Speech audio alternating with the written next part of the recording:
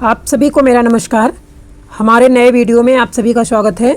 आज मैं वीडियो बनाने जा रही हूँ गांधी युग का साहित्य यथार्थ और स्वप्न की अभिव्यक्ति पर।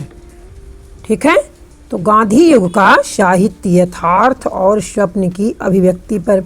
अब इसमें थोड़ा सा मैं आपको बता दे रही हूँ, जैसे गांधी युग के साहित्य में महात्मा गांधी की जो विचारधारा थी, शिक्षाओं और सिद्धांतों का पर जो प्रभाव दिखता था, गांधी जी के विचारों ने कई भारतीय लेखकों को प्रेरित किया है और समाज के तमाम सामाजिक मुद्दों पर उनके लेखन में उनका दर्शन दिखता है।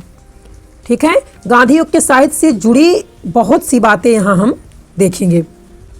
और महात्मा गांधी द्वारा लिखित पुस्तकों की संख्या कुल मिलाकर 40 के आसपास है, जिनका प्रकाशन सर्व सेवा संघ, सस्ता साहित्य मंडल, नवजीवन और सर्वोदय मंडल आदि ने किया है। ठीक है, अब आगे हम देखते हैं कि 1920 से लेकर 1947, ठीक है, 1920 से लेकर 1947 तक के साहित्यिक कालखंड को हमने गांधी युग कहा है। इस युग में हमारे स्वाधीनता आंदोलन का नेतृत्व जिन नेताओं ने किया है, उनमें गांधी अग्रगण्य एवं सर्वाधिक मान्य है। 1947 में भारत स्वतंत्र हुआ और दुर्भाग्य से उसके बाद उनकी हत्या कर दी गई। उन्होंने ब्रिटिश साम्राज्य को ध्वस्त किया, किंतु सत्ता के भागीदार नहीं हुए। पराधीन भारत में उन्होंने स्वाधीनता के लिए संघर्ष किया। वे विवेच्य युग के इतिहास पुरुष एवं संघर्ष नायक हैं। इस युग का साहित्य प्रधान रूप से इसी ऐतिहासिक संघर्ष की वाणी है। गांधी एक गहरे राजनीतिज्ञ नहीं थे। वे राजनीति को धर्म और संस्कृति से अलग नहीं रखते थे। उन्होंने हिंदी प्रचार आंदोलन में अन्यतम योगदान किया। इन्हीं सब बातों को ध्यान में रखकर हम इस कालखंड को गांधी युग कहना उचित समझते हैं। अब 1914 में गांधी जी दक्षिण अफ्रीका से स्वदेश लौटे। महात्मा गांधी के कारण स्वाधीनता आंदोलन देश के कोने कोनों में पहुंचा। अब राजनीति केवल गोष्ठी की बात नहीं रह गई, वह जन सामान्य तक पहुंची और अखिल भारतीय बनी। यह गांधी जी का महान योगदान था। इसके कारण स्वाधीनता आंदोलन भक्ति आंदोलन जैसा लोकोन्मुख एवं अखिल भारतीय आंदोलन बना। अब यहाँ है, स्वाधीनता आंदोलन का लक्ष्य लौकिक, अधिक मूर्त एवं जन सामान्य के जीवन से अधिक संबद्ध था, इसलिए वह भक्ति आंदोलन से भी अधिक जीवंत बना। गांधी जी केवल राजनीति की बात नहीं करते थे, वे समग्र जीवन पर दृष्टिपात करते थे, इसलिए उनका प्रभाव राजनीति के अतिरिक्त वैचारिक और सांस्कृतिक क्षेत्रों पर भी पड़ा। ठीक है, अब आगे है 1917 में रूस की अक्टूबर क्रांति का भारतीय नेताओं ने स्वागत किया। इस क्रांति का गंभीर प्रभाव जनमानस पर पड़ा।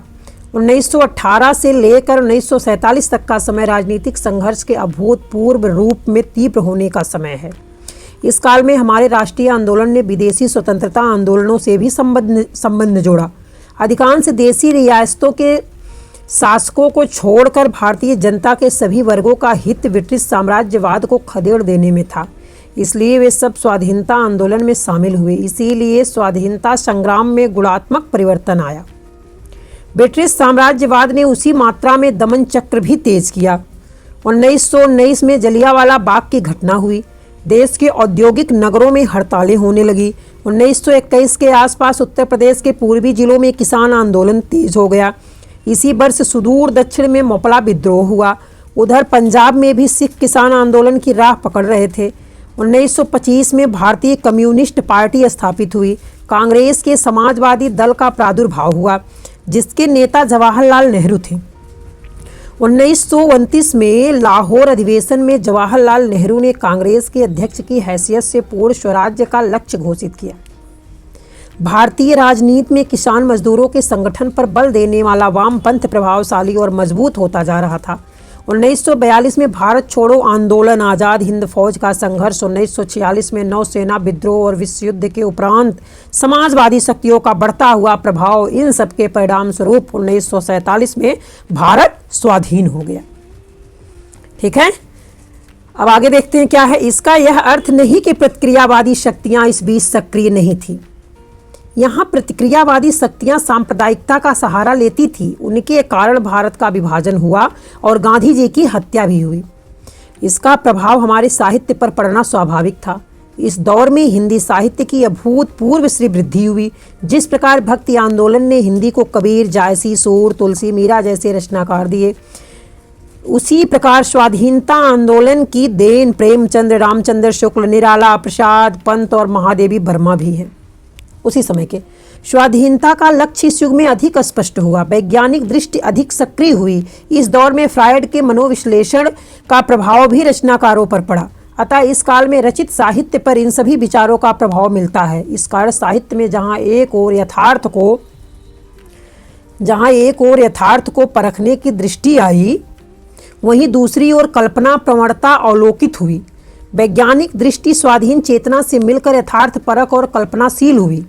यथार्थ परकता और कल्पनाशीलता ऊपर से ही परस्पर विरोधी लगती है।